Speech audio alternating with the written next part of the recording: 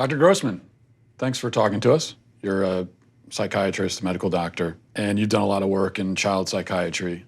What is transgenderism from a psychiatric standpoint?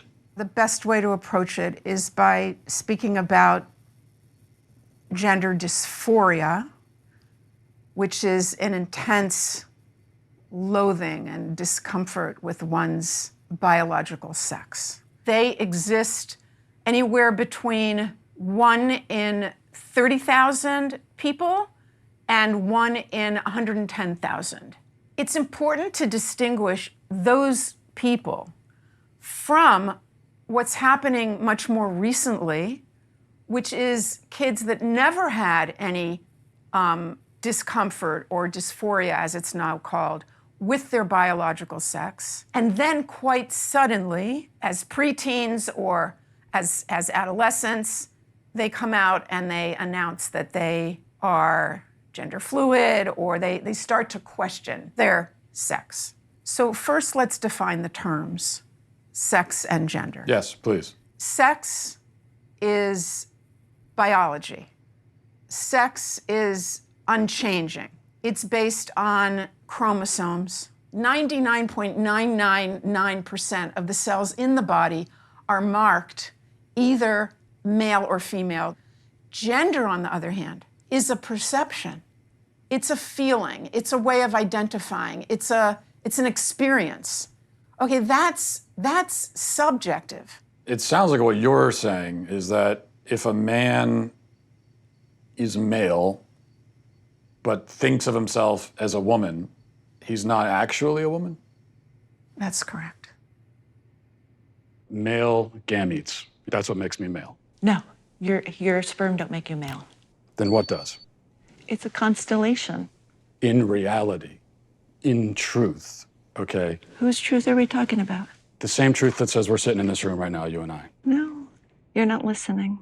If I see a chicken laying eggs and I say that's a female chicken laying eggs, did I assign female, or am I just observing a physical reality that's happening in the world? Does a chicken have gender identity? Does a chicken cry? Well, Does a chicken commit suicide? Let's frame it, because you're trying The chicken has sex like any biological organism. A chicken has organism. an assigned gender, but a chicken doesn't have a gender identity. So we assign female to chickens when they lay eggs? We assume they're female if they lay eggs. Now, I was told that really everyone agrees with the current approach to gender and transitioning kids and all of that. And if you don't agree, that you're a dinosaur and a bigot. So are you a bigoted dinosaur? I'm not bigoted and I'm not a dinosaur. I am rooted in reality and in science. Whose reality? There's one reality. Girls, 100-meter final. The first race that I competed against a transgender athlete was during my freshman year. And once the gun went off, the 2 transgender athletes took off flying and left all of us girls in the dust. Throughout all 4 years of high school, I was forced to compete against biological males. I only competed against them in the sprinting events, but I raced against these athletes over a dozen times throughout the years, and every single time I lost. Did they inch you out of medals that you would have won otherwise, or trophies you would have won? They beat me out by 20 meters out of medals, and qualifying spots, I missed out on qualifying for New England's. I had to go in the long jump and the 4x200 meter relay, so I was forced on the sidelines in my own event, and if they were not there, I would have been able to qualify.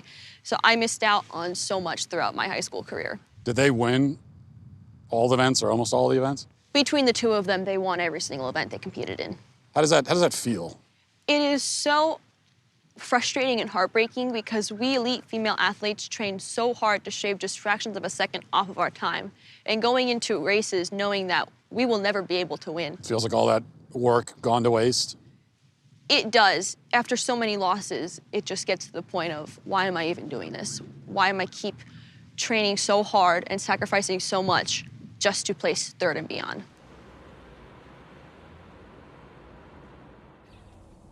Case in Connecticut, there were 2 male track runners. They were trans girls. Right, and who decided that they were going to race against the girls. And you look at those individuals, you look at their times, against the men, against the boys, so they were kind of middle of the pack. And then they're racing the girls, and they're, first and second place.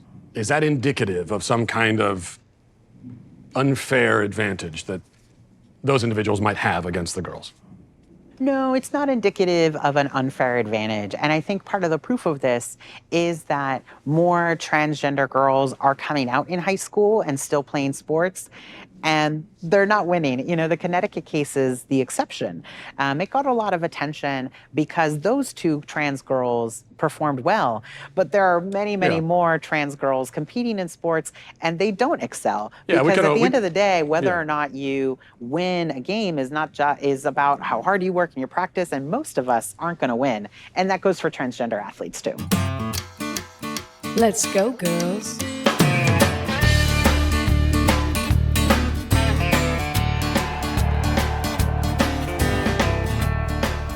The norm is that transgender youth don't win that much in sports games. Alana McLaughlin was very appreciative for Provost to take this fight. I don't know how appreciative is now, but she got a couple punches in.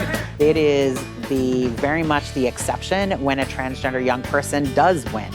And the tap! And it's because there's not really an advantage to being trans. Only a few people are going to lead the pack. There are some slight differences, but does it translate to a competitive advantage? I think you'd be very hard-pressed to prove that.